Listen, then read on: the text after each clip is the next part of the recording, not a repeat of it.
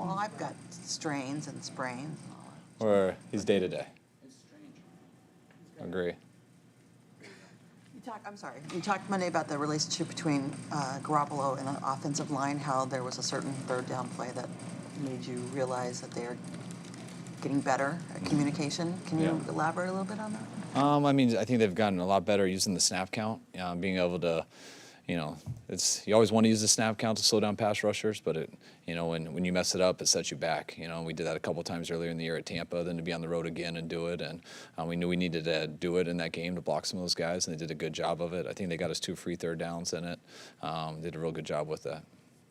What was the best part about coaching in Washington? Being able to work with my dad and be around some other good coaches. What was the worst part? Everything else. I liked a lot of the players. Some good people. Regarding that, you've talked, your dad has talked about, I guess specifically an issue was with RG3 and Meddlesome owner and Dan Snyder. Is there still, is there more juice for a game like this? I know you faced the Redskins before since you've left, but is there more juice just because of some of the dysfunction there when you were there? No, not at all. That was a while ago. I've been in 3 different buildings since.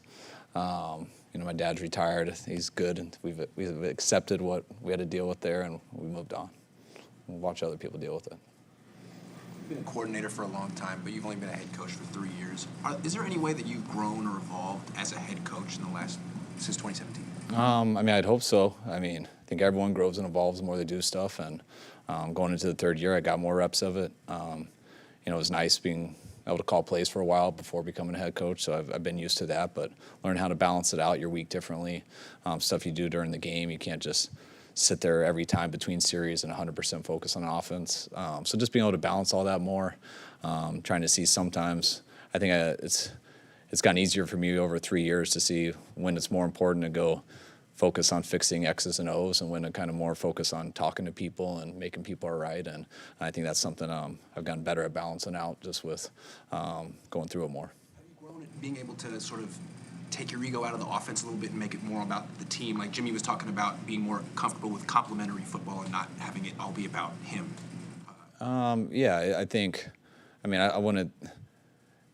don't know if it gets more comfortable with ego. I think it gets more comfortable with your team. There's so many different ways to win a game, and you try to do that based off of the situation you're in, who you're playing against, what your personnel is, and we've had to do that a number of different ways. I've had to do it a number of different ways as a coordinator before I got here. But then as a head coach, when you just got a better idea of what type of team you're trying to build, and you do have a much better idea what's on the other side of the ball because you watch it a lot more. It does affect your play calling because you know how hard it's going to be for the other team to score or how easy it's going to be for the other team to score, and that definitely changes your mindset when you have a lead or when you're behind and where you think the game can go. At what point does that click in then? At what point do you truly believe, you see examples of it, but how much sample size do you need to start believing it? It starts with what you evaluate in the offseason, with just what you have on paper. You got a pretty good idea when you got a chance going into a season. You try to develop that through OTAs and training camp and through the preseason.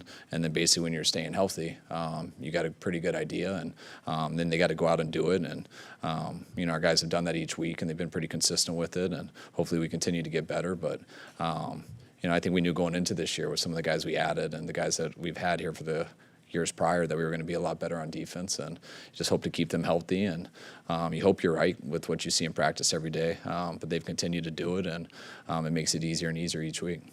How would you explain maybe the juxtaposition that Jimmy's getting the ball out really fast among the highest quarterbacks in the league, and you guys are also running play action at one of the highest rates in the league, just given the fact that play action plays tend to be longer developing? I'm not sure. That's something we always try to do. We don't want to hold on to the ball long, and the times that you do hold on to the ball long, you really hope the defense is playing run, because if not, it's very hard to ask the O-line to block those guys and for the receivers to get open that fast. So that's a philosophy we've always done, or you at least try to do, and I think we've done a better job of doing it this year, I guess.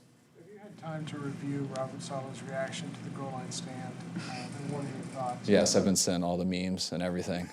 It's what I expect. I mess with him all the time. I mean, that's his style. He's cleanly shaven head every single day he talks to you guys, and very tan and lifts a lot and knows what he's doing, and he enjoys the game day too. So we always mess with him over it, but that's solid. Moments like that? Do you ever have moments like that where you just completely black out? Yes. Yeah. I'm not running around as much, but it's you probably can tell on my face when I do it, and sometimes I get fined for it and things like that. So you try not to black out as a coach. Players do it too. I would mess with Sherm. I think he's done it at the coin toss the last couple of weeks. But it happens to all of us. So. A lot of turnover with this team. I think a couple of the mainstays, Staley and Buckner, kind of obvious why you keep them, but the jury was still kind of out on guys like Armstead, Ward, and Tart. What led you guys to decide that they were worth building around and keeping here? Just because we're with them every day. And you get to see how they are in practice. You get to study them, so you know how talented they are. You're around them as people. I mean, you mentioned defensive guys right there, and I know I don't like going against them in practice. And I look at defensive guys all day. I mean, all year, because that's who we're usually going against. And then those guys are good players. They've had some unfortunate injuries, which I know people have gone down on them for that and stuff. But you're dealing with three people that we know well that. It's not because they're not tough guys. I mean, there's tough guys that have been around. You like to look at the injuries and try to, all right, are they injury prone? What is it? But the guys they've been some legit injuries I think they've been unfortunate with. When they have been out there, they've played at a high level, and as long as they stay healthy, you'll continue to see that. Back to Saleh real quick. What's his demeanor like when he's addressing the team, the defense, telling stories?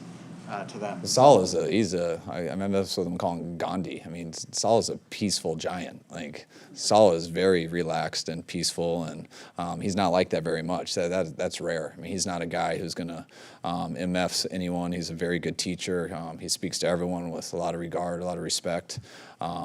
But it's cool to see him like that because he's not always like that. And he probably did black out and couldn't control it. And when you do that, it's very natural because it's not something he's not putting on a show by any means, because that's not really how he is. He's very relaxed, but there's more anger and energy in there, and it proves it there. It comes out in the heat of battle. So I think the players like to watch it because I think we all know Saleh as a person. And when he's like that, you can tell how much fun he's having, and he deserves to have fun. It's not often that coordinators get post-game press conferences. Was that something that was run by you? And so why allow him to do that?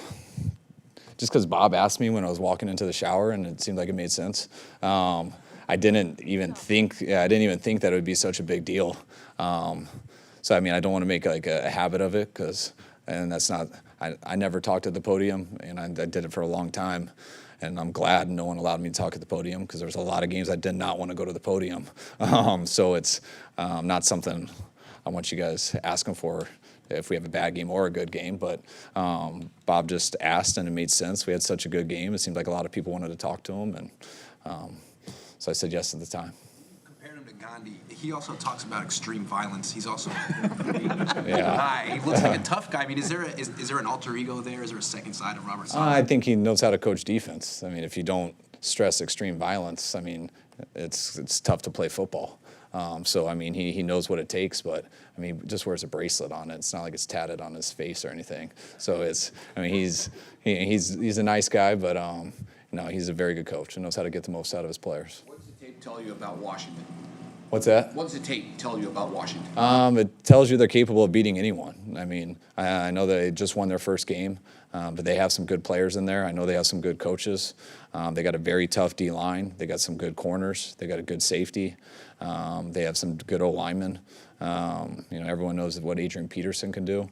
They had...